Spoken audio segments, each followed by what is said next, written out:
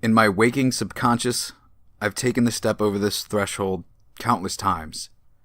With every successful stride comes countless possibilities of what awaits on the side opposite, the confident safety that comes along with my established experience and hardwired training instilled through dedication and resolve.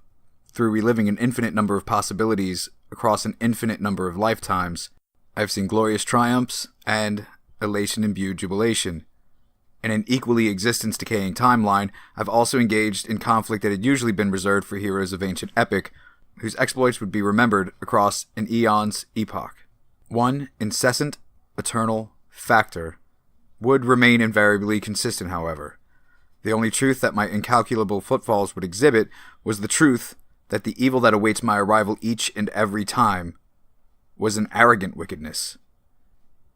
An obscene beast the likes of which I'd never set eyes upon even in my darkest, most terror-filled nights. Yet somehow, this egotistical werewolf of miscreation possessed a face I had become so intimately familiar with I could scarcely recollect the features of my own. His dripping visage burned deep into the window of my mind.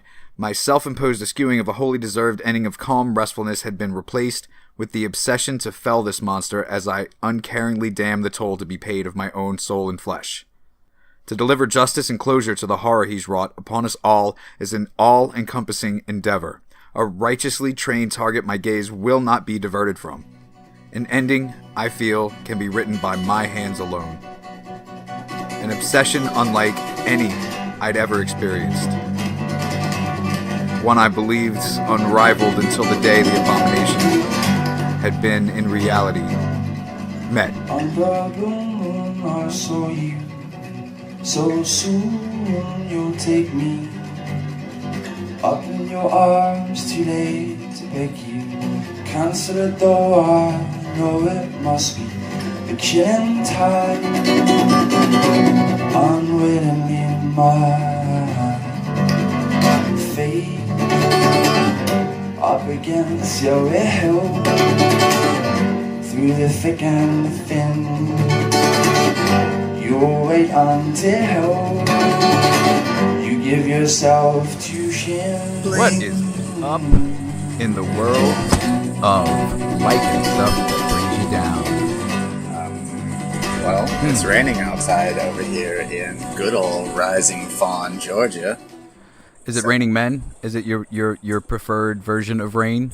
Hallelujah? I mean, there's always a bunch of men at a fucking truck stop, but that's not my version of hallelujah. Ugh, not anymore. Not after that one time. I hear you. Truckers, as a whole, are not a loving bunch on the whole. Well, I mean, they're busy. You know, they have work to do. They have places to go, people to rape and murder and dump on the side of the road before they leave state. Or in a TA truck stop in Nashville. That's probably the sexiest sentence I've ever heard. Oh, we'll get to him. I'm definitely going to do him. Oh. I'm going to do him real good. I don't doubt that 1 second, Chris. Not for one tiny little second. Not changing the subject whatsoever, I will say, welcome to another. Just, you wait. This is going to be a good one because episode of See No, Hear No, Speak No. The UFOs, the conspiracies. Oh, man. Because the Moitas. That's right. And today we will be we'll be chatting, we'll be coffee talking it up about the final reaming in Albert Fish's life, which he does not have the reaming control over, I suppose. You know, if we were in Boston, we'd be caffey tacking. But we're not. In Boston. And I'm pretty sure I hate you now. Shut up, you fucking cacksacker. What's a cack soccer? What's a cack soccer? Fucking cacksacker. People in Boston are stupid. People in Boston are so funny. Well, people from everywhere are so stupid, but No doubt about that. but Boston, you I hold a get- special place in my heart because of, I don't know, what was that movie with Matt Damon? Matt Damon. Good Will Hunting. That's I the don't one. Like them apples, Will. Everyone loves apples. That's Applesauce, ridiculous. Bitch. Everyone loves apples. And a young Minnie Driver. Man, I'm still confused about her. So, on that perfectly set up segue that Chris just gave us, we will now continue with the trial of the Albert Fishman, Fishman. which was one of my favorite B movies from the 40s. Fishman. Albert Fishman. Little did people know he was a Jew. He did think he was Jesus Christ. Albert Fishman. None of that's true except for the Jesus part. So the trial for this gray man, this wolf who is aware in Wisteria. In Wisteria. This maniac of the moon for the premeditated murder of Grace Budd began on Monday, March 11th, 1935. It happened in White Plains, New York, Yeah. and it happened in the cozy confines of Justice Frederick P. Close, his courtroom. And I think we all know a little bit about Justice Frederick P. Close, in that he don't take no jive from nobody. I was gonna say he tends not to get backsplash of urine on his pants. Well, you would have been wrong. Well, as the name suggests, wow, what a dick. Yeah, it's weird. He it's everywhere all the time. Oh, So- man. The chief assistant DA, the ADA, if you will, if you're nasty, Attorney Elbert, which is just the best name. That is just the best. That's the best name from the 30s ever. Is Elbert F. Gallagher, which it's weird. I did a little bit more digging into him, and he had his own little obsession, it was roller skating and sledgehammers and watermelon. And a twin brother. No, mm-mm. No? Are you sure? I'm 100% positive. Oh. Nowhere in there did it say anything about a twin brother except that he had murdered him in utero. He was in charge of the prosecution, and a Mr. James Dempsey was the defense attorney. Say Dempsey. Your That's Honor, right. For the court, if it pleases you. Well, really, Foghorn, if it pleases everyone, because it will. It will certainly please. So Dempsey, his whole plan for his whole defense of Albert Fish was to attack the competence of the psychiatric hospital alienists, which I didn't know was a word, and neither did Chris, till we looked it up before the show. And not only is it a word, but it means a psychiatrist who talks about people in court. So exactly as the topic suggests. we were both like, that can't be right. That's got to be misspelled. That's got to be like analysis or something. No, we're the dummies. We've told you before that we are the dummies. One of us is even a big enough dummy to say the word analysis, but we're not going to point fingers. Analyst. or Fuck call yourself. names. So, his defense attorney's plan was to be like, the dudes in the Bellevue Hospital that were supposed to observe him in 1930 fucking declared him sane, which is obviously not true. So he also planned to establish that Fish was suffering lead colic, which is a dementia that often was suffered by house painters at the time, because literally everything back then was just soaking in fucking lead. You know, now that I think about it, it was probably not only house painters, but the kids who pumped the gas at the full-service stations before it went all unleaded and shit. And people that made pencils, most likely. God. We're not going to talk about the pencil people. Not on today's episode. We have to save that for a special occasion. Right. Chris, happy 50th episode real quick. Hell no. This motherfucker gets 48, 49, and 50. But and yes. I had number 1 and number 10. And like I am a milestone stealing motherfucker is what I am. Somehow it keeps working out that way. But yes, indeed, happy. Well, there's no 50th. Somehow. I'm the one that gets to hit record. So Gallagher's key strategy. He's a strategist, is what he's saying, kids, and basically, in not so many words, I get the shaft. I think that was just enough words. I think. Fine. So Gallagher's strategy was summarized early by saying, "Now, in this case, there's a presumption of sanity. The proof, briefly, will be that this defendant is legally sane and that he knows the difference between right and wrong and the nature and quality of his acts, that he is not defective mentally, that he had a wonderful memory for a man of his age, that he has complete orientation as to his immediate surroundings, that there is no mental deterioration, but that he is sexually abnormal, that he is known medically as a sex pervert or a sex psychopath, that his acts were abnormal, but that when he took this girl from her home on the 3rd day of June, 1928, and in doing that act and in procuring the tools which he killed her, bringing her up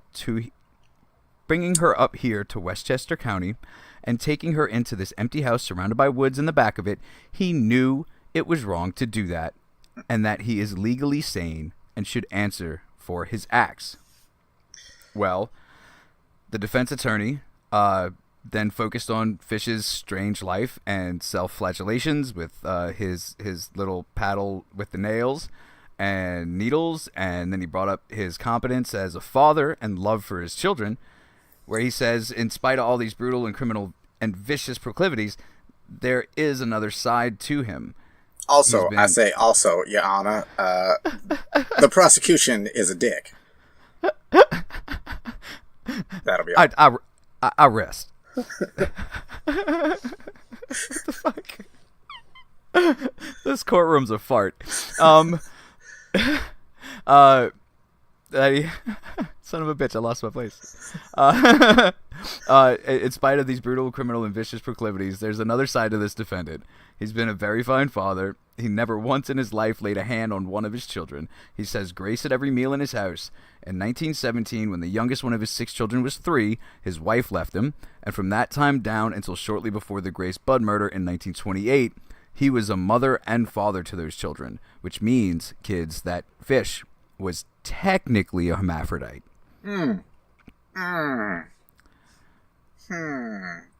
Such bloody breast milk. He closed his remarks by reminding the jury that it was up to the prosecution to prove that a man who killed and ate children was a sane man.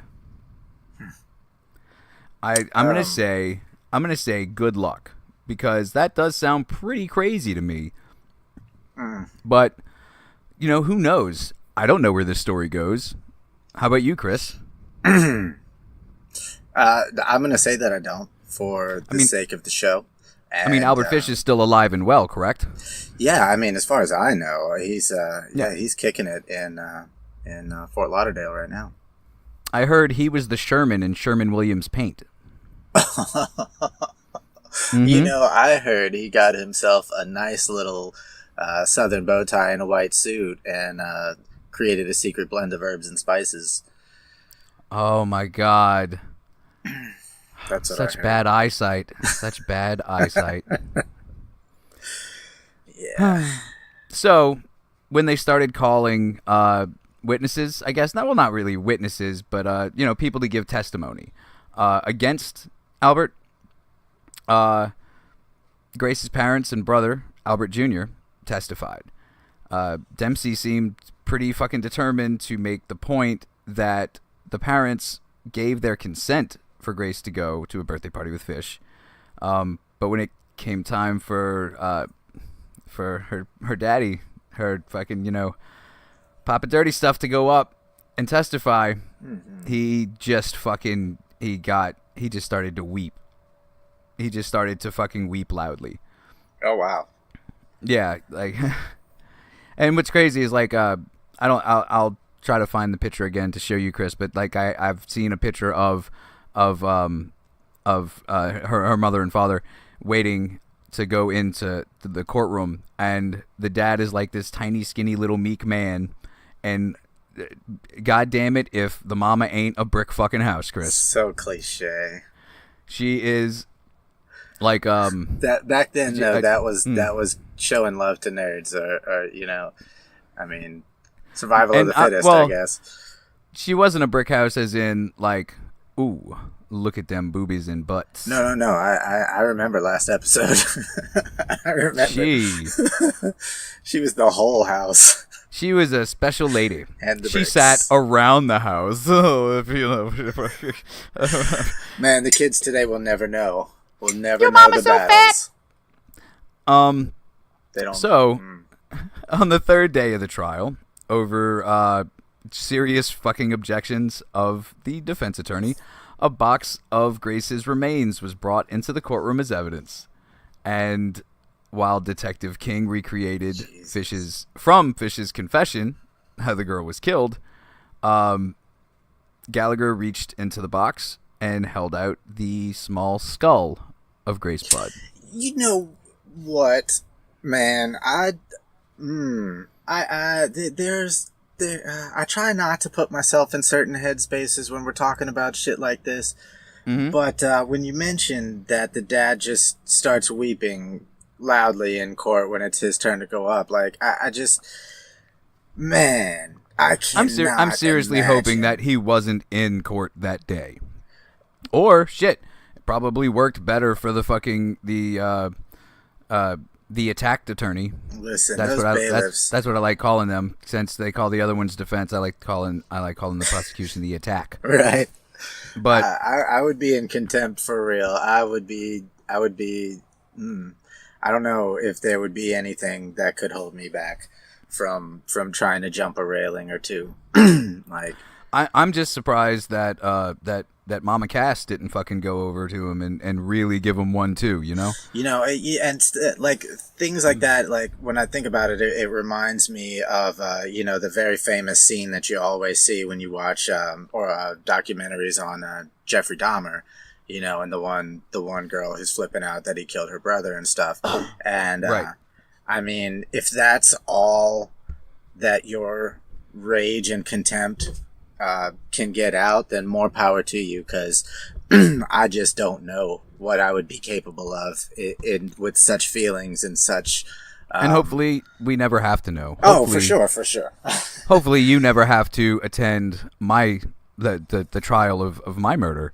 Indeed. And have to sit there and listen to the gruesome details about how I was taken before my time by the avalanche of beautiful naked ladies. I will do my best to outbid all of our listeners for your skull, I promise. I insist it become an ashtray / cereal bowl. Yes. I'm going to be jamming some crunch berries out of that motherfucker, let me tell you. You're not the first person to say that to me today. So, when fucking Gallagher pulls out this goddamn small skull, of course it was a fucking dramatic moment in the trial in general.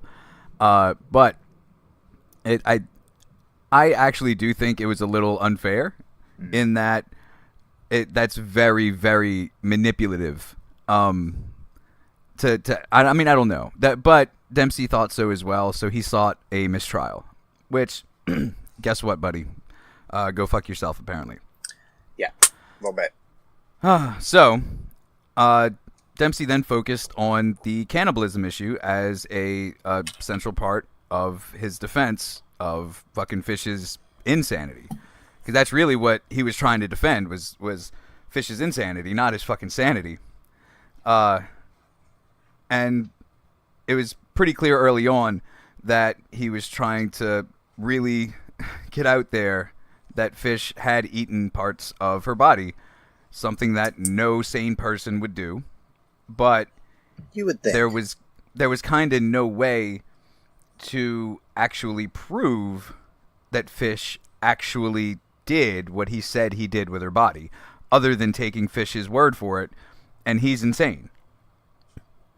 You know what I mean? It's kind of like a catch-22. You're trying to say this man has lost his fucking mind, but he totally did exactly what he said he did with her body, because we can trust him, because he's lost his mind. Wait, forget I said that. Let me go back. Think about it. And then he just runs out of the fucking courtroom. They never see him again. You heard me wrong, boy. What I said was. That's right. I said, fuck you, son. Fish, of course, being Fish, completely indifferent throughout the entire trial. It was like he was sitting at the park watching fucking birds eat bread and shit. Except his dick wasn't out masturbating because he just imagined the pain that the bread was in. The pain the bread was in? I would think he'd be imagining the pain of sticking a pigeon in his ass. Oh, no, he wouldn't be imagining that. He would be experiencing that. So at one point, he did, although, express to his attorney that he had a desire to live, to have life in prison, because God still had work for him to do. Which, I mean, we're going to have a chat with this God guy, because he has obviously got his priorities all mixed up and don't know what to do. Next thing he's going to turn around and find the person is you. When you've tried everything for, a couple thousand years or whatever, with population control and stuff, sometimes, you make a human joke. It's funny to him, I bet. Oh, yeah. Because he's like, I'll just make more of them, whatever. And so it's better control the population. Or she. I'd like to be PC about this. Oh, no, it is for sure Alanis Morissette, like, for real. That frightens me on so many levels. She had sex with Uncle Joey from Full House. That's what that whole her whole famous album's about. Is her relationship, her teenage relationship with Uncle Joey from Full House. Right. No bullshit. Look it up. No, I know. I know. Would she go down on you in a theater? Because apparently she will. I always thought she had a cross-eyed teddy bear. Is what she was talking about there. Huh. But, yeah. I mean, that technically, I guess, would make pretty good sense, too, Chris. It wasn't for years later that I figured out what she really said, but okay, continue. I'm sorry. It's ironic, don't you think? Mm-mm. So Dempsey then put as many of Fish's kids on the stand as he possibly could to testify to his bizarre behavior, which was, along the lines of self-flagellation, sticking needles in his body, and his feverish religious delusions. But Daddy only did it to himself. Yeah, but they then also testified that he was a good father who always provided for him and never physically abused them. And then this is fun, right? Because to further demonstrate Fish's strange behavior, Dempsey called to the stand a woman who had received several obscene letters from Fish. The courtroom was cleared of women as Dempsey read the obscene correspondence. Oh. Because we don't need bitches getting the vapors up in here.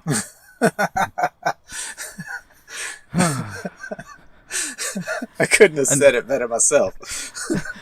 I say. Another witness, a woman named Mary Nichols, who was Fish's 17-year-old stepdaughter, described how Fish taught her and her brothers and sisters a game. He went into his room, and he had a little pair of trunks, brown trunks, that he put on. He put those on, and he came out to the front room, and he got down on his hands and knees, and he had a paint stick that you used to stir paint with. He would give the stick to one of us, and then he would get down on his hands and knees, and we would sit on his back one at a time with our back facing him. Then we would put up so many fingers, and he was to tell how many fingers we had up. If he guessed right, which he never did, we weren't supposed to hit him. Sometimes he would even say more fingers than we really had. Oh, no. And if he didn't guess right, we would hit him as many fingers as we would have up. Wow. Sometimes a hairbrush was used instead of a paint stick. Also, he would, like I said, stick fucking goddamn needles under his fingernails in front of the kids. That's so fucking disturbing. But what a wonderful God-fearing father he was at the same time. Oh, yeah. So, God-fearing and God-loving. signs of psychoses. Yeah, I mean, I think it goes a little past a red flag. I think we're in, like, DEFCON plaid over here. Ooh. Wow. They went plaid. They went to plaid. Good for them. Good for them. Smoke them if you got them. Eventually, Dempsey had a chance to attack the prosecution alienist Dr. Charles Lambert. After a 3-hour interview with Fish, pronounced him a psychopathic personality without a psychoses. Because that's a thing. Dempsey asked Lambert.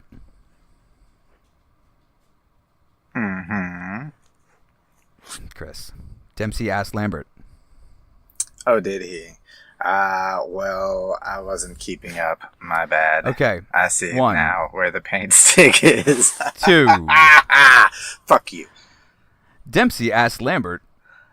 Assume that this man not only killed this girl, but took her flesh to eat it. Will you state that the man could for 9 days eat the flesh and still not have a psychosis? To which Lambert answered, "Well, there's no accounting for taste, Mr. Dempsey." Dempsey then persisted. Tell me how many cases, in your experience, you have seen people... Wow, that's a weird statement. You have seen people who actually ate human feces. Oh, I know individuals prominent in society, one in particular that we all know, who used it as a side dish in his salad, Lambert remarked casually. And there were just people like, ah, ha, ha, and like, just like doing those weird little old lady hands to each other, like, ah, ha, ha. And okay, so Dempsey he kind of failed there because boy was Lambert, like, he was just trying out his fucking 5 minutes for his new fucking walk-on stand-up routine. To which he failed miserably. Oh, it was wonderful. So Dempsey did have better luck with one of the other defense alienists who would say that he saw signs of psychoses in his behavior. The trial only lasted 10 fucking days. 10 days. And the jury took less than an hour to reach the verdict. Jeez. And when that foreman, the judge, who is P-close, when he was like, "Foreman, have you reached a verdict?" The foreman stood up and said something that the judge did not expect. No. He said... Didn't expect at all. He said, "Yes, we have reached a verdict." And the judge was like, Home Alone face. "Ah, what?" Already? And stuff? "We find the defendant guilty as charged." Oh, man. So, I'm going to ask you a question now, Chris. Do you think Fish was happy that he had been found guilty, which meant that he had been found sane? Or do you think he was sad?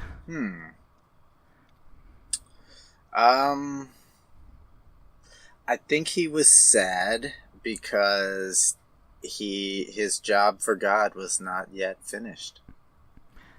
He had so much more poop to eat. Yeah. So many more little boy taints to prickle. I mean, there's lots Prickle of kids and out pickle. there. People are forever having kids. Peewees and whatever the fucks they are. Monkeys. No. Monkeys and peewees. Lord. You're a fucking 70-year-old man. Ugh. Penis and testicles. Dick and balls. Bait and tackle. Never. Twig and giggleberries. Never, ever, ever. Monkey and whatever the fucks. Why can't I only remember one of them at a time? It's weird. It's always the opposite one from last time. Peewees. Yeah. Monkeys and peewees. Oh, god damn it. That's the rule from now on. So no, he was not happy with the verdict. You are correct. But the prospect of being electrocuted did it had its appeal to him. Yeah, it probably gave him half a 3/4 mass. Half, huh? Yeah, a half to 3/4 mass chubby sitting in the fucking courtroom. Which he probably stood up and showed everyone. Oh, buddy. You know, not everybody, Chris, gets chubs at the slightest slight of a slightest. Man, I mean, see a doctor. he probably wished that it would be a child throwing the switch on him. But oh man, what if he was a Make-A-Wish child and that was his Make-A-Wish wish? Oh shit, we would definitely do an episode of that guy. Oh man, if any of you super fan Make-A-Wish kids have balls, you give us a call. We'll help you out. We'll help you out.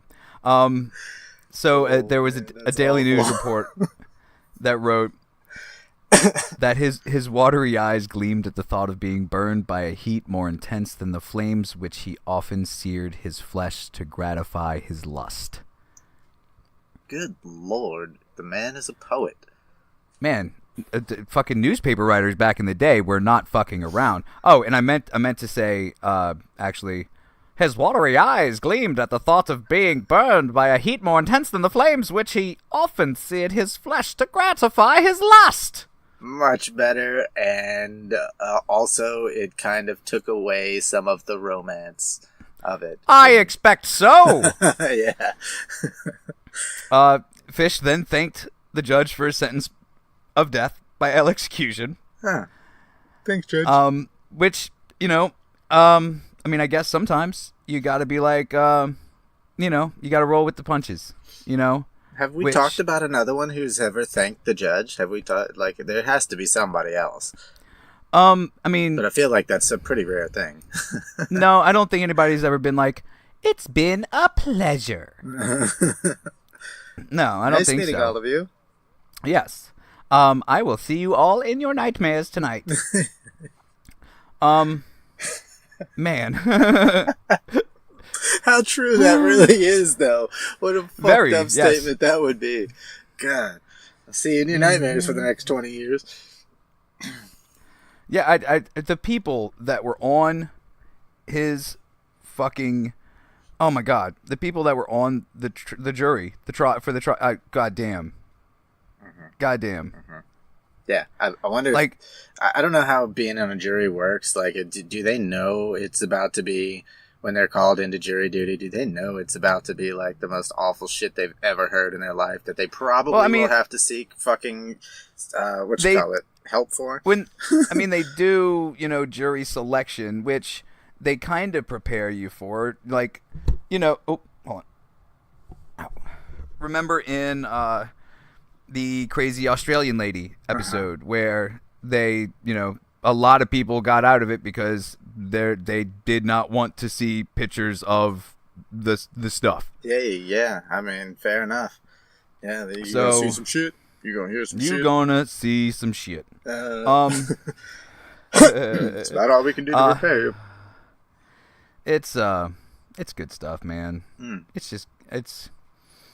But. I don't. I see. I'm hard pressed to think that I would want to stick around for such a thing, but at the same time, that's. I don't know. I don't know if they tell you hey, look, this is some record breaking shit here. You You might be partially famous after this. But you'll never, ever, ever, ever be able to eat pot, cheese, and strawberries again. Never. Never, ever. Oh, man. Ouch. My pinkies. Now that we kind of, hop, skipped, and jumped through the trial itself, I need to read you his defense attorneys. Wait. Okay. Calm down, Jason. Calm down, Jason. I would like to read you the assistant district attorney's opening statement. Okay? Okay? Mm-hmm. Chris? That guy's a dick. Mm-hmm. Your dick. Your dick. You don't know what's going on either. Just like this guy. So.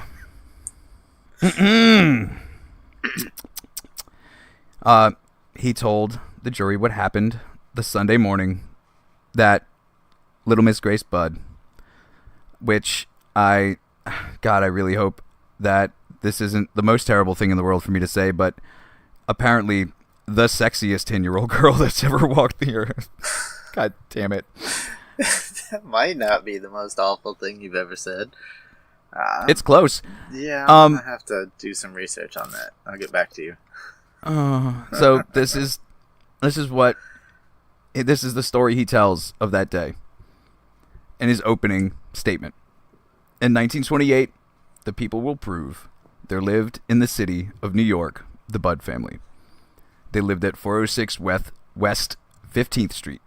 They lived in a small apartment in the rear of an apartment house.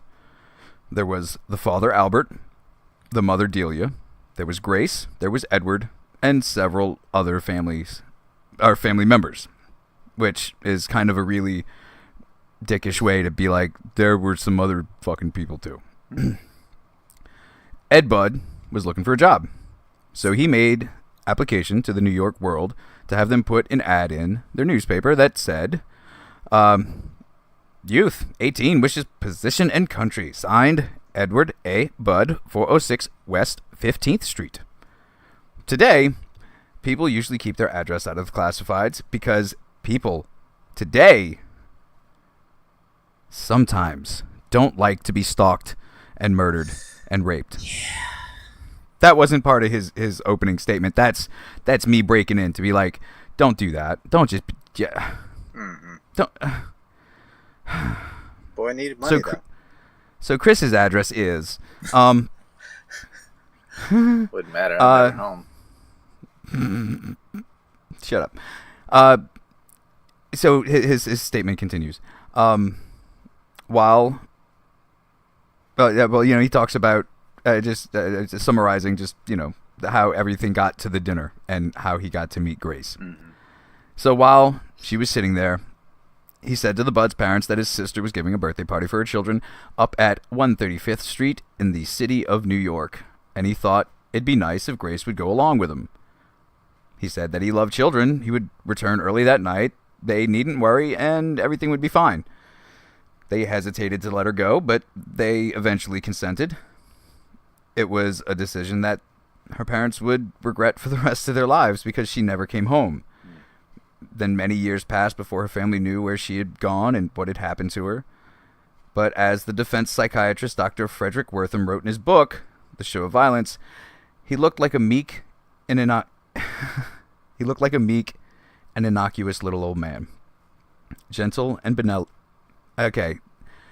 This guy is an asshole because he's got like the easy word for something and then immediately the tongue twister word for the same fucking word. Let me start that over again. He looked like a meek and innocuous little old man. Gentle and benevolent, friendly and polite. If you wanted someone to entrust your children to, he would be the one that you would choose. Now, Jason here, I don't like this guy telling me who I would fucking choose to leave my children with. Mm-hmm. Fair point. Step back. Ooh, Dr. fucking super Wortham. nanny. What are you fucking Wortham, dick? Hate you. Yeah, that's you just don't do that to a mother.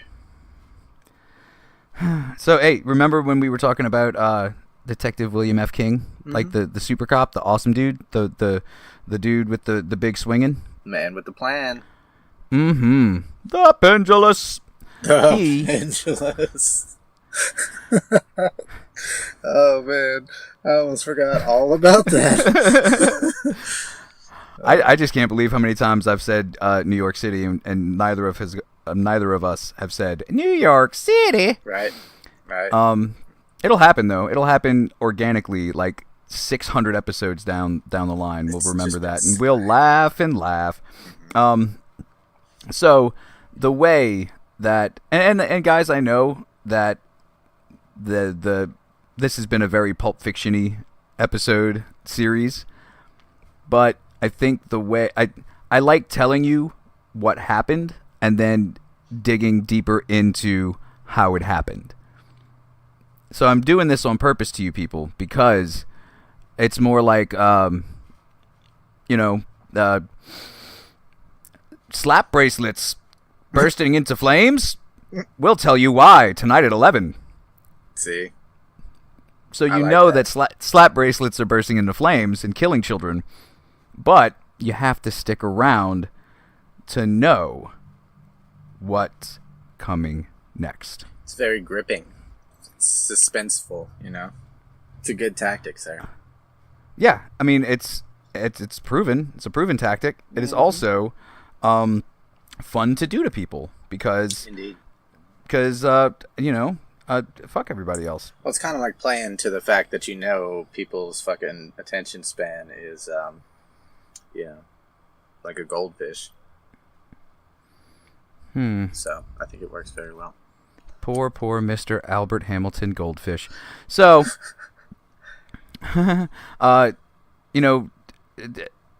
Dick King, that's what I'm calling Detective William F. King, I'm going to say that because, I mean, Dick is short for detective, correct? Like a private detective would be like a private dick. Ooh. Public Dick King. He never gave up on the Bud case. Like, he was on it from her disappearance. And he would, every once in a while, he would ask popular news, like, media personalities to run stories on her disappearance. And he hoped that eventually seeing news about it, that it would draw out the kidnapper. And in 1934, his little plan finally paid off. So there was a popular newspaper journalist at the time named Walter Winchell. And he was actually one of Dick King's, like, fucking, they held hands as they walked down the street because they were such best buds, but it was like totally no homo.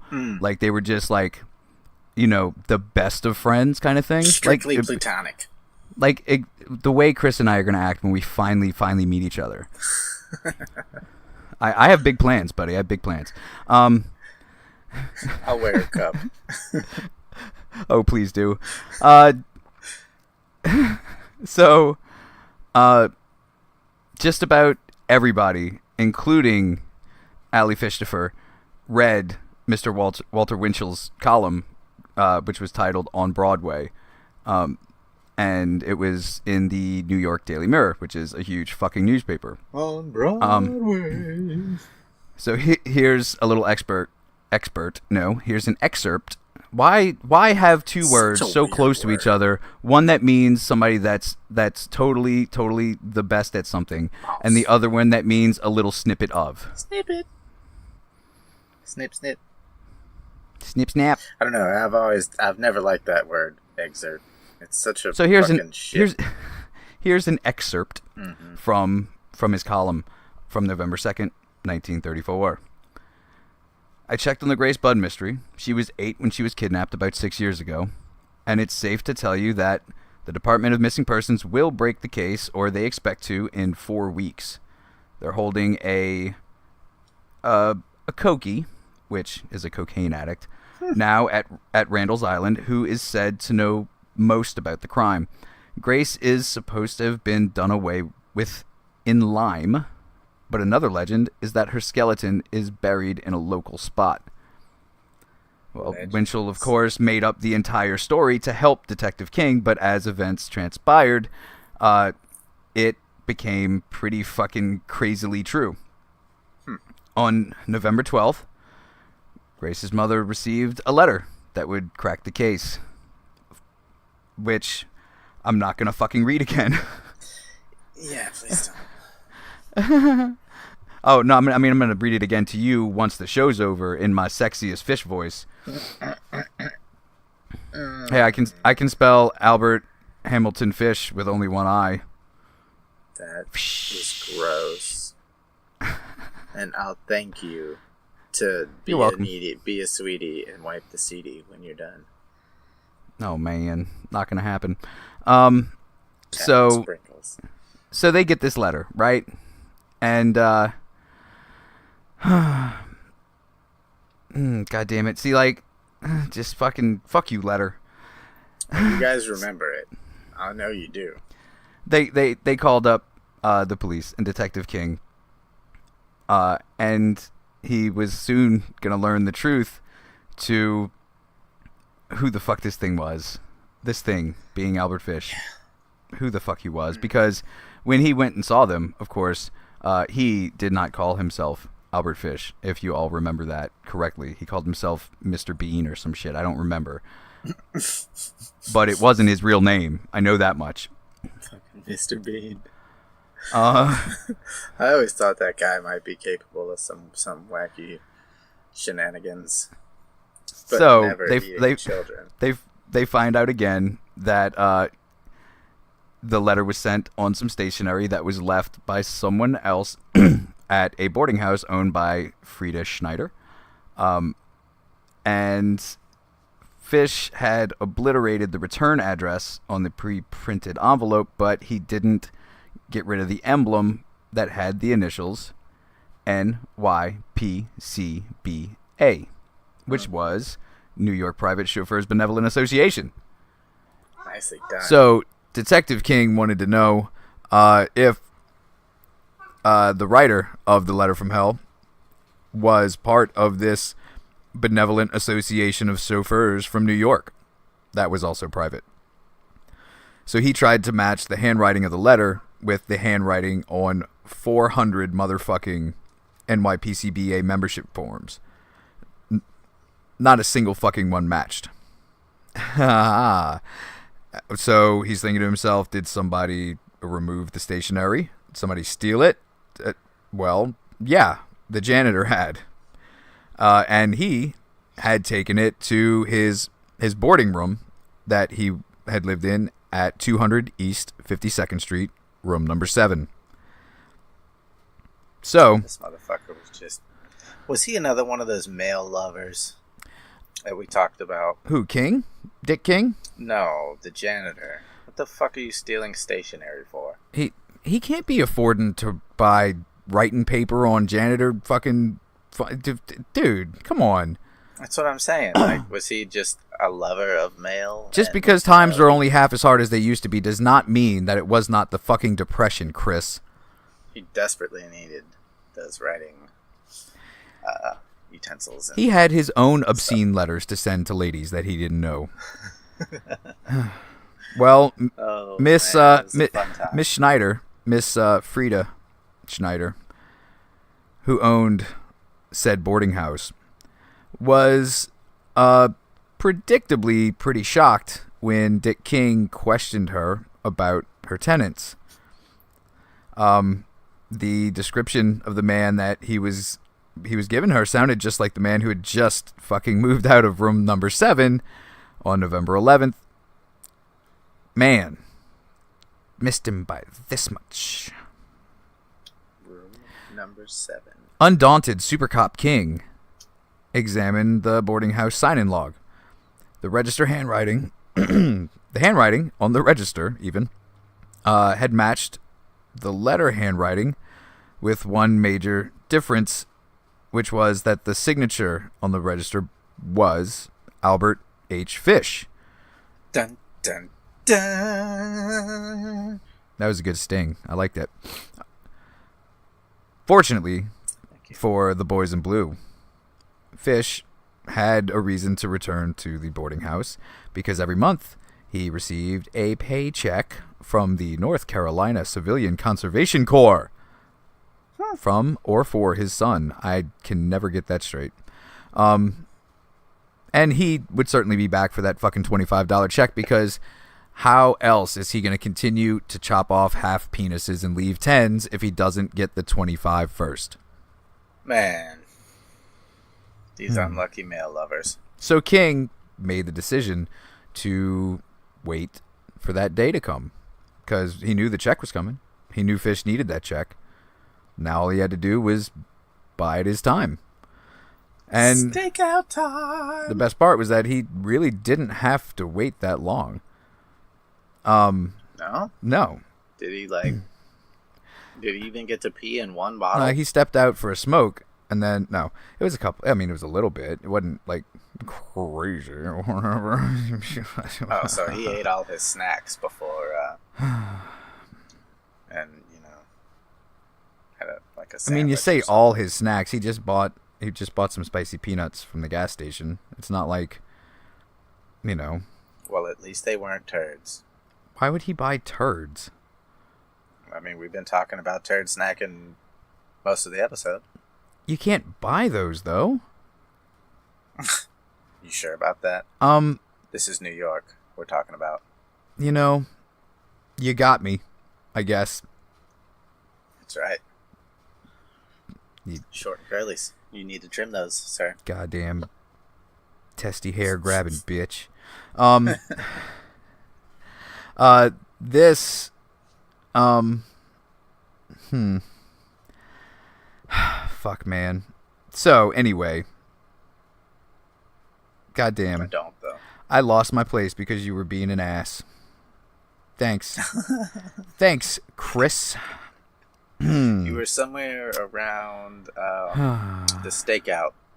Oh, there was no stakeout. So what happened? And testy so what happened was, King was like, okay, so I know he's got to be back. Like, end of story. He's gonna be back for this fucking check. And he gets a call from Miss Schneider, who is in quite the fucking flurry of feelings, saying, "Holy motherfucking shit, he's here." She didn't exactly say that. I'm paraphrasing. Sounds like she had a terrible poker face. Poker face. So, King had told Miss Schneider to hold the check, to hold the letter that was there for Fish, and call him when he came. So she made Fish a little cup of tea and said, "Oh, if you could just, you go wait in your old room, and the mailman's late today. The mail. We all know, people that love the mail, but there are people that are not very happy with the mail sometimes either. So I'll let you know the second it's here. So go have some tea, In that day and age, wasn't never mind. No, man. Never mind. Darkest, stormy rain and such nights and weather. It'll get there. I was gonna make a feminist joke. No, I know. Decided against it. No, I know. So I moved it the other way, and then you still made mention of the thing. So that's fine, though. Well, I had to. So King gets this letter, or not this letter, this call, and he fucking, he's got a goddamn jet engine in his butt. Just gets there toot sweet lickety split, fucking fast as his goddamn legs can carry him. And he goes in, he walks through this door. Albert Fish stands up. King asks him if he is in fact Albert Fish, the murderer of Grace Budd. Albert Fish nods his head yes, and then reaches into his pocket and takes out a razor blade. Well, I got you, man. King, having foregone retirement for this shit, having lived, breathed, eaten, thought about this case and only this case for this ridiculously sexy little girl. Fucking grabs Fish's wrist and twists it so sharply it almost snaps. The razor blade falls, and as he is detaining Fish, triumphantly says, "I've got you now." Which sounds weak sauce as hell, but how amazing would that have felt to say that to the face of the fucking gray man? Yeah, I'm sure there was plenty of emotion behind that statement when he made it. Yeah, I've got you now! Yeah. That's probably not how it sounded. That Probably not. That was bad. that was just that. You know, we were talking about bad foo flick dubbing. Right. That's it right there. I got you now, you bastard. You Manchus will pay. What the fuck is wrong with us, man? So he takes him in, and the oh man, god damn. So remember how his lawyer Foghorn Leghorn, he really tried to push the whole cannibalism thing because he's like, that's gonna prove he's fucking crazy. The man munches on butt cheeks, Your Honor. Bacon laced butt cheeks, Your Honor. I say. I mean, who says I say? See the special man. That's for us down here. See the special man. That's a good RV, Papa. That poor old man. Everybody's always kicking his tires.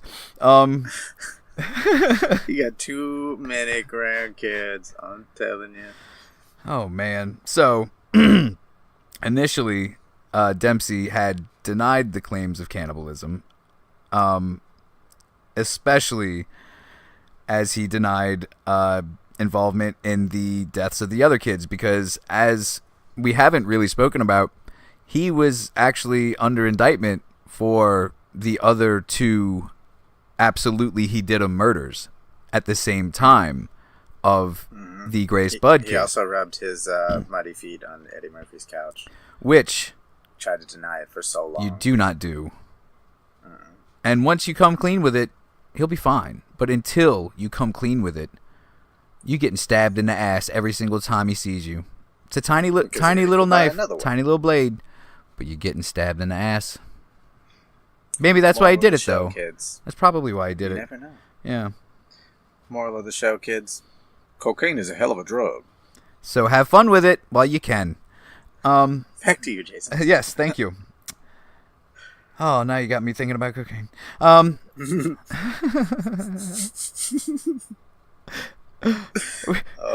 let's not. Like I have a feeling that maybe we should record during the day more often. This is silly. So the act of cannibalism really should have sickened Fish as much as it sickened fucking everybody. Because as Dempsey fucking claims while he's denying everything, I don't know anything about those other bones they say they found. And cannibalism, the very thought sickens me. Ugh. I'd say the very thought sickens me, Your Honor. That fucking dog always barking at him. However, I have heard about this dish where you instead of breadcrumbs, you would use crushed up cornflakes, or perhaps, Your Honor, perhaps some Doritos. Yes. And it could be tasty. And I mean that's what you use to bread the monkey and Pee-wees is what he did wrong. You fry up the monkey and Pee-wees in crushed up Doritos, and then you got's good eating. A nice light butter. You got's good eating. You don't fucking just throw the Pee-wees in the toilet. That's ridiculous. Nope. That's just a waste. Pee-wees and brown butter. That's like saying, I'm not going to eat these monkey brains. Gross. And you throw them away. What's wrong with you? Monkey brains are delicious. So delectable. I've never had them, guys. I just watched Faces of Death when I was a kid. Ruined me for life. And I never did. Really? Most of it was fake, but some of it wasn't. I've never been into shit like that. I mean, neither was I, but I had a stepbrother who was a horrible psychopath when we were younger. He's since maybe chilled out a bit. I don't really speak to him. And for some reason, his mother, I mean, we couldn't have been 10 years old, while we were sleeping over at his house, had rented all of the Faces of Death videos for us. Oh my God. And we watched them. No, gracias. No. Son of a No, fuck. Chris, no home. No. So, since I gave you the ADA's opening statements, I really think it only fair to give you Foghorn's closing statements, because it is actually, I mean, he was a goddamn good defense attorney. It's just that these fucking people were not going to let Fish live after what he did. It just was not going to happen. And he knew it. He did. Because he says, in the course of human nature, 10 of you 12 men will die in full possession of your reason and memory. When that hour comes, when the blood begins to congeal and the breath to fail, when death snaps one by one the strings of life, when you look back to the past and forward to judgment, remember Albert Fish, that when he was helpless and defenseless and pled with you for his life, that you said, let him live or let him die. And if you said, let him die, may he who breathed into your nostrils the breath of life judge you more mercifully than you judged this maniac. Oof. That was poetry. Yeah, I agree. Well, my goodness. As beautiful and poetic and strong as that was, it wasn't enough to save Fish. No, I'm sure it wasn't. The jury foreman read the verdict. We defined the defendant guilty as charged, and in the indictment, everything is fucking sweet and ready to go. It may have been enough to save him if he had killed and eaten an adult. Indeed. But this is the best part. Maybe an ugly kid. Is later, one juror even told news reporters that most of the panel absolutely thought Fish was insane. But they all also thought that he should absolutely meet his end in the fucking electric chair at Sing Sing, which is Albert Fish's next fucking stop. And he would not be stopped very long at Sing Sing. That's the game we play. The Death House was a place where hundreds of people met their end in Sing Sing's electric chair. Death in the chair, which, bonus fact here, was invented by an employee of Thomas Edison. Surprise, surprise, he fucking had another psychopath under him. You don't say. I did. I absolutely did say. And will say again, in front of any court of law. Is that what he used to electrocute that elephant? Stampy? No, man. He just had like a thing on the ground that he fucked him up with. Jesus. What did I do? Wow. What just happened? Oh, wait. I got it. Shut up. So... We're gonna glaze over that, boys and girls. Shut up. So he's awaiting. He's awaiting, right? He's awaiting and awaiting death. Not in the water though. That wasn't a very good jingle. I'll work on it. And what's crazy is that the warden of Sing Sing at the time, Lewis Laws, actually didn't support the death penalty. But that's almost until now. That is almost certainly because he had overseen over 300 fucking executions in his time there. Wow. Yeah. That man was seasoned. Yeah. So legend has it that Albert Fish looked forward to this supreme thrill of death, but others, the other reports said that he, of course, didn't want to die. If any of you kids listening out there are going to hell, make sure when you get there, you let Albert Fish know that everyone saw his nipples smoking. And I'm sure you will please him greatly. Your nipples were smoking? Excuse me, sir. I don't know if you've noticed, but I think that your nipples, they're smoking a little bit. So, but is that Fishman? Bye, Miss Fishman. Is that you? Bye, Mister. Oh God, his nipples are smoking. And his poor mother's so sick. It's terrible for my asthma. My glasses. Where are my glasses? My asthma is also terrible for my asthma. We are terrible people for everything.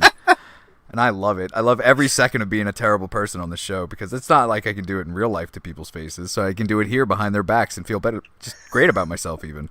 That's right. Just here in their ear holes. So Dempsey did try to request clemency to have the death sentence repealed or taken away, whatever the fuck they call it these days, or those days, whatever.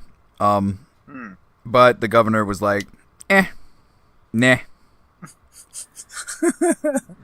So less than a year after his trial, Ham and Eggs Fish ate his last meal, which was hopefully ham and eggs and fish. Because they don't tell me what it is, but son of a bitch. You gotta go out be like, you know what? Else? I'm actually kind of cool with it, you know? Yeah. But shortly after 11 p.m. on January 16th of 1936, he was strapped down into the chair. And his, the fucking guy, the guy with the things, the guy that is like, I've killed over 300 people, describes him at the end. At the sight of the electric chair, Fish did not quail, as even the hardest men often did. Though he did not seem like someone who was looking forward to the supreme thrill of his life. Hands clasped in prayer, he lowered himself into the chair and allowed the straps to be adjusted around his arms, legs, and torso. His face looked very pale in the instant before Robert Elliot, the gaunt, gray-haired executioner, slipped the black death mask over it. The leather cap with its electrode was fitted to the old man's close-shaven head. After fastening the chin strap, Elliot stooped to secure the second electrode to his right leg beneath the trouser slit. Then he stepped to the control panel. So, after the actual electrocution death of Albert Fish, stories had circulated that the needles that were still embedded in his body had produced a burst of blue sparks when the electricity was activated. No. But from where would those sparks appear? Probably, do you think? his groinal area, I guess, around the groinal. What a hell of a show! Hell of a show! I expect so. Hell of a show. He's quite the showman, all the way down to his last day. Hey, I say, have you ever seen blue sparks shoot from the groinal area of an elderly man with a walrus mustache? I expect, maybe. Maybe. These are different. Those were different times, kids. They were different. Very times. different times. Oh, I miss him. So that was all bullshit. He just died, like everybody else, and the fucking electric chair dies, which is, with electricity. Yeah, probably like violently in the fingers, since his arms and shit are strapped down. Those fingers clenching though. No, he just died. Oh. Yeah, he just died. Well, that's anticlimactic. Yeah. Well, I mean, he was an old man.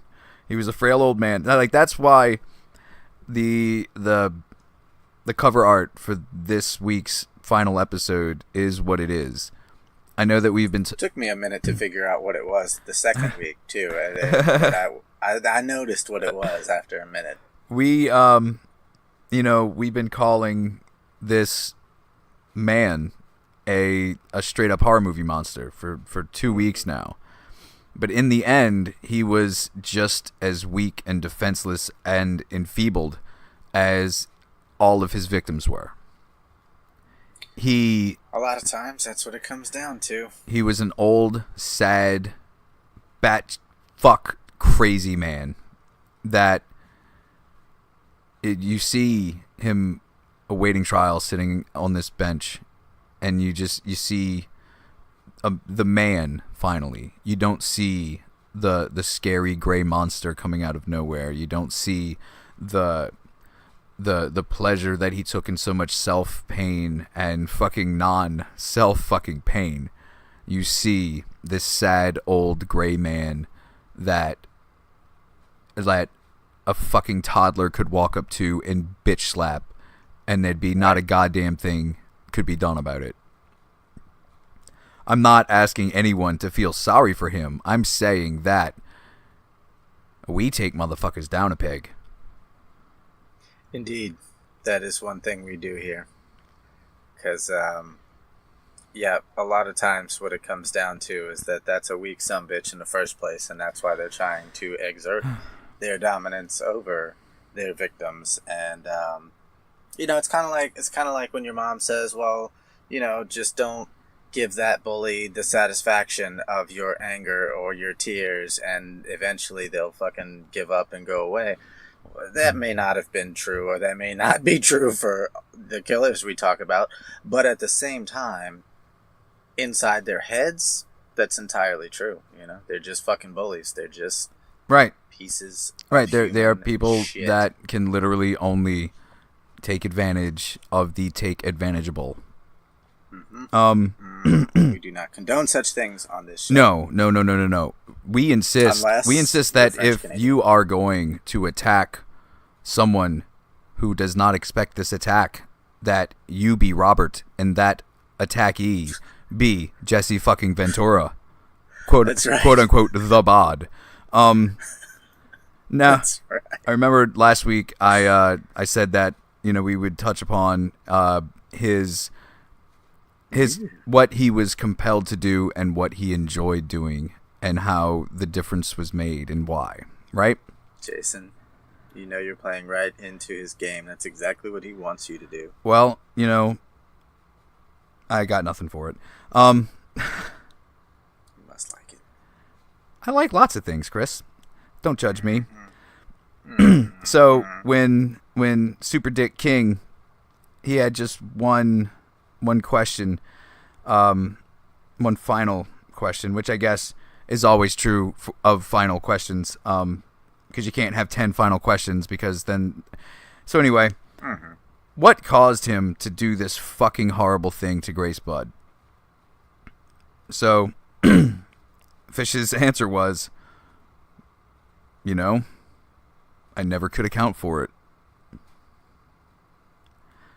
Captain John Stein then asked him why he had written the letter to the Budds, and Fish responded that he didn't know why. He says, I had a mania for writing. Had a mania for writing. That's an interesting statement. Everything else, according to him, was fairly normal, but that he loved to write. He was a male-loving motherfucker. You skinny, gray, cocksucking walrus. Man. So Crinkle blue suit. It's that day where he confessed to Grace's murder and had no real answers for them as to why. That's when the police went to Wisteria Cottage and recovered Grace's remains, and Fish stood by, just no emotion, none. Just like he was probably singing the Popeye theme song and like trying to get the cops to get in on the doot doot part, Mm-hmm. I could see that. They were not having it. So he was interrogated by. That was only really loud for you. That was really loud.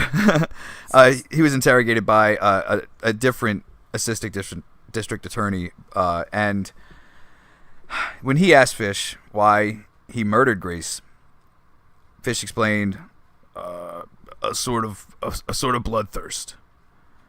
But that once it was done, he had been overcome with sorrow. He then said, I would have given my life within a half hour after I'd done it to restore it to her. Which is really like the fucking, like, shut up, bitch. Like, whatever. Right.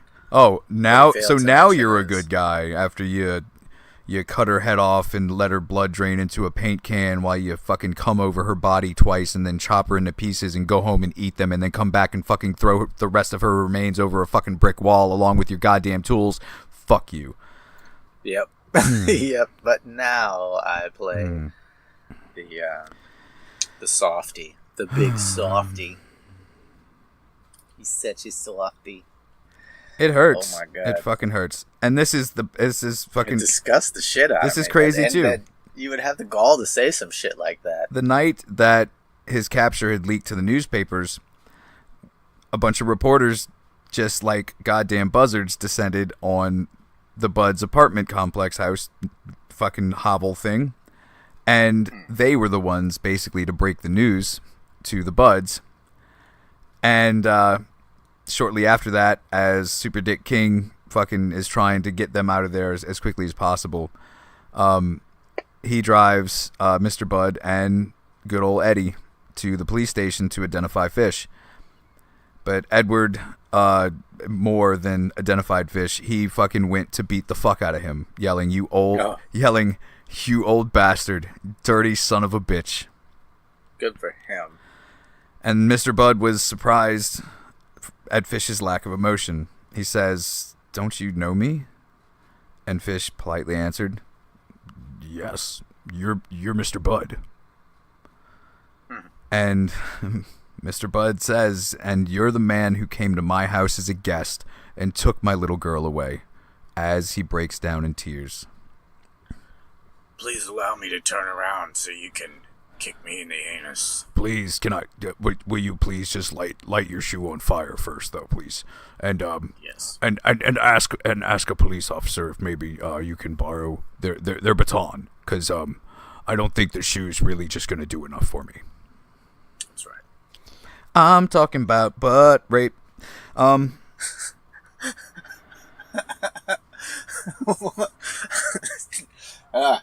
Now that's the jingle. Shut up. I think we can write it. It's gonna be great. You know what, dude?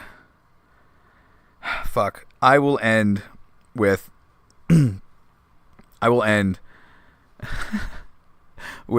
Fish's final part of his statement on the night of his arrest and confession, because I honestly fucking can't take it anymore. Well, sweet. So, Fish said, I'm still worried about my children. You'd think they'd come to visit their old dad in jail, but they haven't.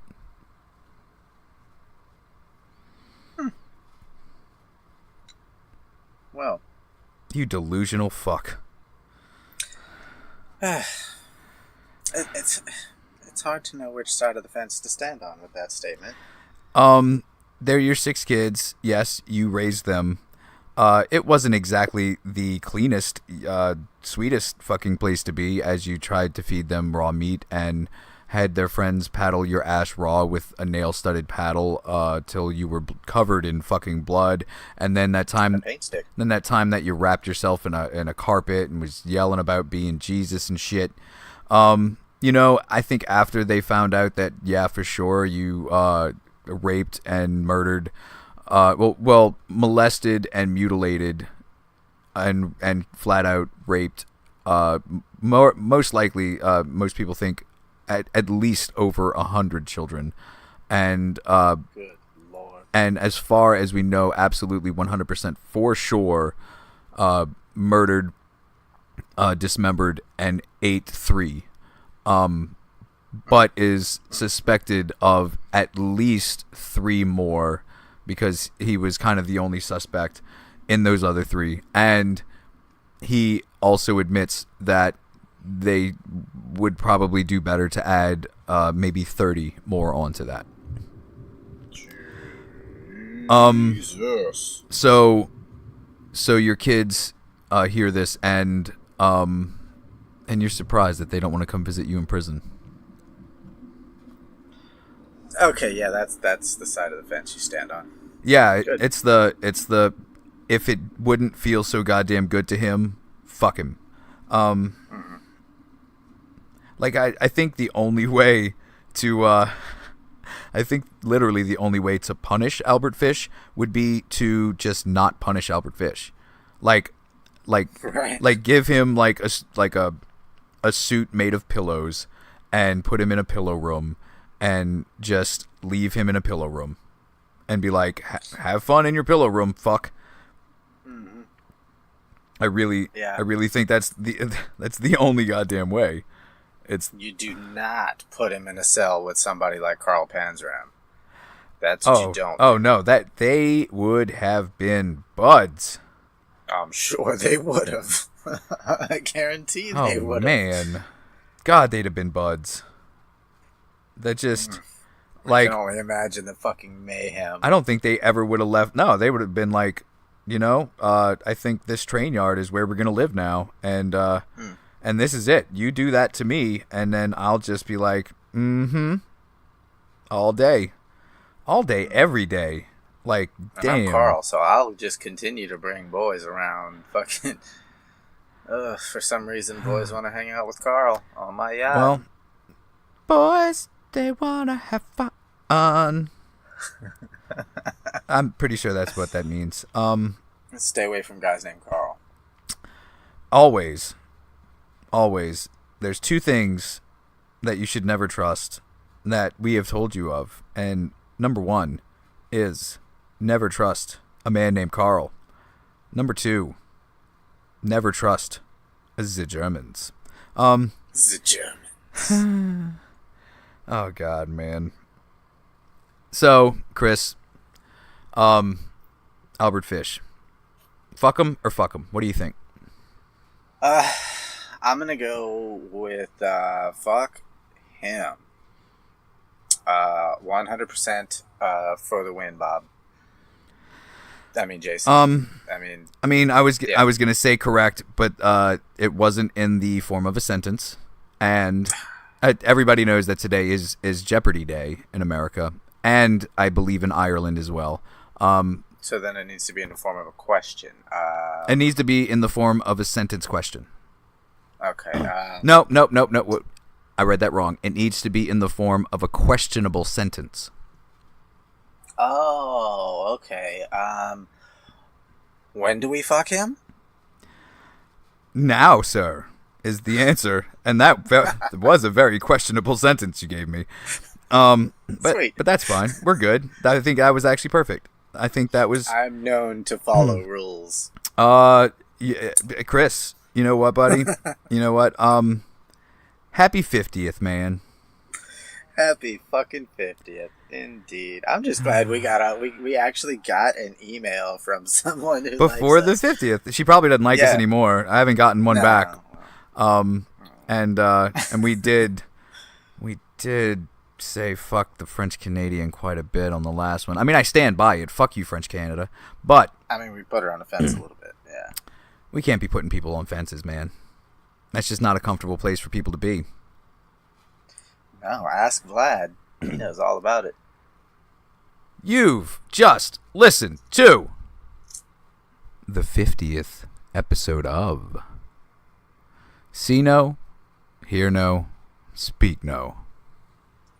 The UFOs, the conspiracies, and I know damn well we've talked about well over 50 murders.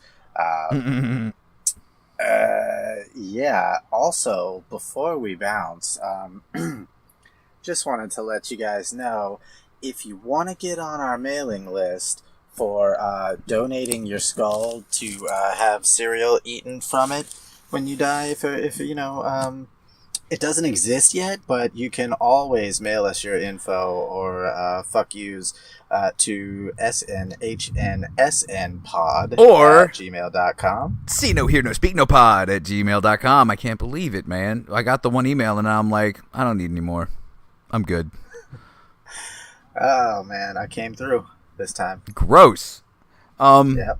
Also, Shouldn't be wearing all that lace. it seems to escape me quite often that all of your stupid goddamn podcast listening apps and things have comment sections under them. They totally do. Yell terrible things in them. Call us terribly offensive racist names if you want. I will reply. I am the most busy yet got nothing to do man there ever has been. Oh, you want a reply from Jason. You do. Jason is a sweetheart while making So far, everyone. while making you look Sorry. assholey. It's great. So far, everyone who's gotten a reply from Jason has just been tickled pink about it. Except that one time. Well, we'll talk about the FBI thing another time. Countdown. 3, 2, Dos. and a bilingual 1. You give yourself to shit. Fate up against your will. Through the thick and thin, you will wait until you give yourself to shin. You give yourself to shin. You give yourself to shin. You give yourself to shin. You give yourself to shin.